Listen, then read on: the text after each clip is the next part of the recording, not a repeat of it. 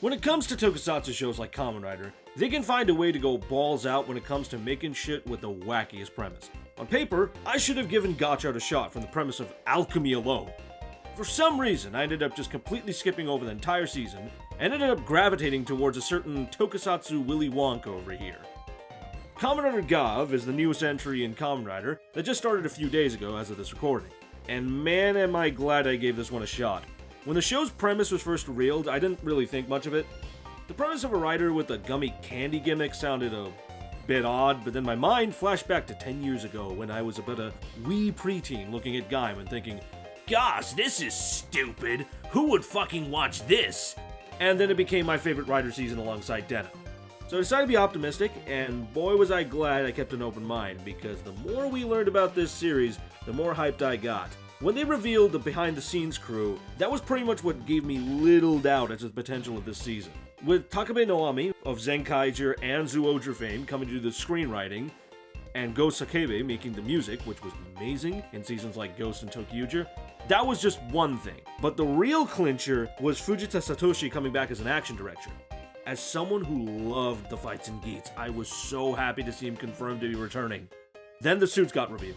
Despite the frankly odd basis, it grew on me, and I even drew my first public art piece because of how much I ended up liking it.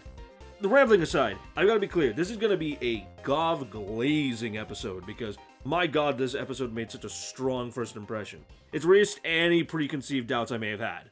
So, the setup is interesting. With a cold open that starts out with our MC in the middle of escaping from the villains and in the process of falling into our world, washing up ashore and being found by some passing kid looking for seashells. I kinda like this callback to the old Showa era of Kamen Riders, where they often got kidnapped by the evil organization and were usually escaping in the first episode. And I like how they also call back to Agito with the way that the main protagonist ends up being washed up on shore, and the way it's shot being very similar to Agito. Anyway, he ends up coming along with the kid to get some food, because he was starving. And in turn, he ends up revealing that he's actually an alien after saving him from an oncoming isekai joke. Then accidentally showing off his ability to create minions from his chest out of the candy he was gifted when the kid was, giving him some gratitude. I like how this automatically sets up how busted he is as a character who, despite being physically human, is unbelievably strong, but he's still naively careless about the conventions of how to use his powers, so smashing a truck doesn't really seem like something that is weird to him. He's just thinking, oh, I'm so sorry. This is actually what makes the monster fight later seem much more poignant because of the fact that he's nowhere near as powerful as the monster despite this amazing strength he has. And since we mentioned the monsters, this season is doing the approach of having the Granutes, that's the name of the monsters by the way, being kept a relative secret from the public. As we see in the opening, they're more about operating in the shadows, disguised as people so they can make their attacks look like mysterious disappearances. We learn that this is mainly to consume human happiness, and they store it into acrylic stands. I don't know, maybe they're idol fans. And they trade this in for dark treats, a very, very obvious allegory for drugs. It's a special food made by the main organization, made from those said victims, and is likely the reason that Shoma ended up escaping from the bad guys, as his mother seemed to be turned into one. His mother is human, by the way. And this is where we get to freelance writer Karakita Hanto, who is tracking the disappearances to act as sort of a bridge between the sci-fi escapades of the monsters and the regular world. He will be revealed as our secondary writer Valen, but we don't know how he's going to become him. That's probably for later episodes. But so far, we see that these disappearances have been a constant issue, as even his boss is quick to point out how people view monsters as myths, and he ends up making conclusions on a whim, like how the woman they're investigating might instead have murdered her husband rather than being a victim of a monster attack, because which of those sound more plausible? So I am wondering if they commit to the bit of monsters being secret, since the episode later shows out that people are becoming wise to the existence of them, since Shoma now transformed and fought the monster that decided to attack the kid that saved him. I kinda like how they set up how Shoma ends up actually becoming Gavv.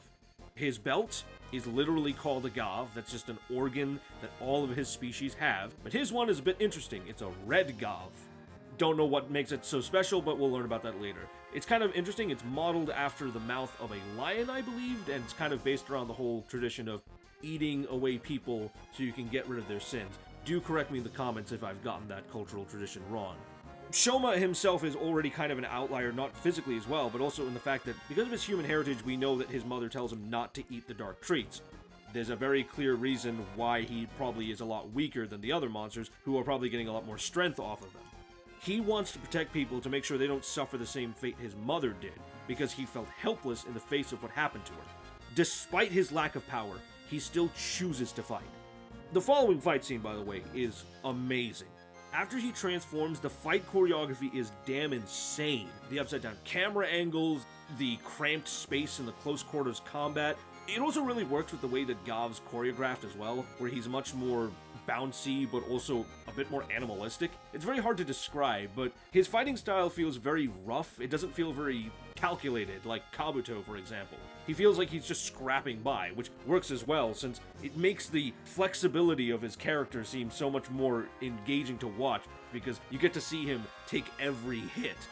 It's also very interesting in the idea to have the gimmick item for this year, the Gochizo, be disposable minions that Gavv has to use to constantly repair that armor because he has to take a lot more hits. The suit is only a basic form of protection and is just supposed to supplement the strength of Soma. I also really like how they're more based around different utilities, even if they are the same type of candy. Like, there is a punching and kicking gummy that is separate from the popping gummy, but they're just augments to his base form. It's kind of like the Astro Switches and how they just add basic functionality to Forze. The Righty Kick, by the way, from the kicking gummy was awesome, and I hope that they do more stuff with it later, because I do feel that, like, having a giant bounce kick is gotta have some form of interesting choreography you can manage. But honestly, I'm really looking forward to more of this series. It's made a really strong start with the themes and the basic premise so far. I love the enthusiasm by Chin and Kitazaku for Shoma, and the quirkiness of Hanto by Hina Yusuke.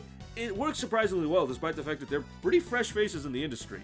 The child actor for the kid, Hariyano Ayaki, also works well as a straight man for the weirdness of Shoma's powers and personality.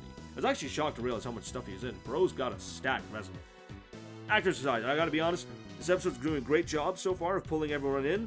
Twitter has been blowing up with the reception, like really positive reception. I gotta be honest, the theming is really creative.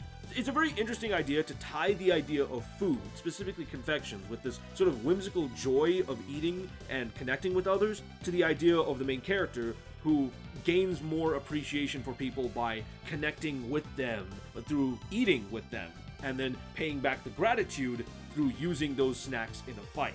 It's very creative, and I really like how it melds the theme of community and heroism that find themselves in a lot of tokusatsu.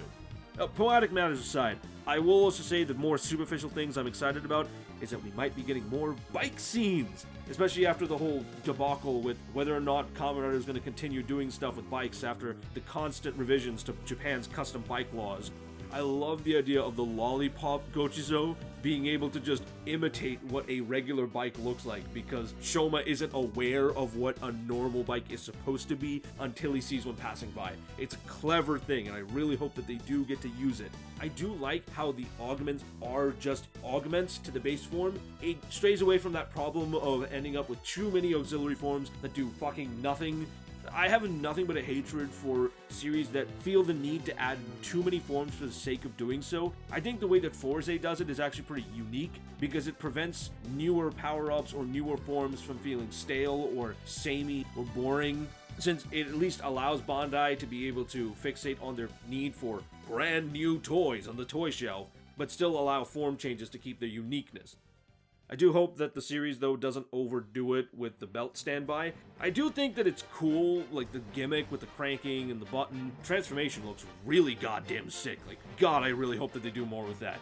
But I really hope it doesn't end up running into the Ghost and Wizard problem, where the series is constantly having to break tension by having this loud-ass belt playing the most, frankly, comical goddamn jingle. Like, I can tell from the series' tone that they're very clearly going to go for a bit of a darker direction. It's giving that vibe. I really hope that they understand that what they're doing might potentially break the mood of the scene. Maybe I might get used to it, but at the same time, I can't help but be a little bit reserved. More so when you see how dark and twisted the villain faction is going to look to be, at least looking by their appearances. But hype factor is pretty high. Gavv has a high bar to clear. This first episode is pretty much matching Geats in terms of how hyped it made me. So do more of this, especially considering the fact that this series decided that they were going to go hard on the CGI. Like, my god, the CGI is still bad, but like, For Kamen Rider, it's damn impressive looking, especially considering the fact that they started filming this in goddamn March. They're already finished with episode 20, so who knows, hopefully this is a sign of good quality to come, since they have more time to polish episodes. So keep at it, Gavv, things are looking real sweet. Sorry, that was really fucking corny. Hey, if you enjoyed the video, consider subscribing and pressing the bell for notifications. I'm really looking forward to growing this channel and would love some feedback. Hopefully you enjoyed what you've seen. So long.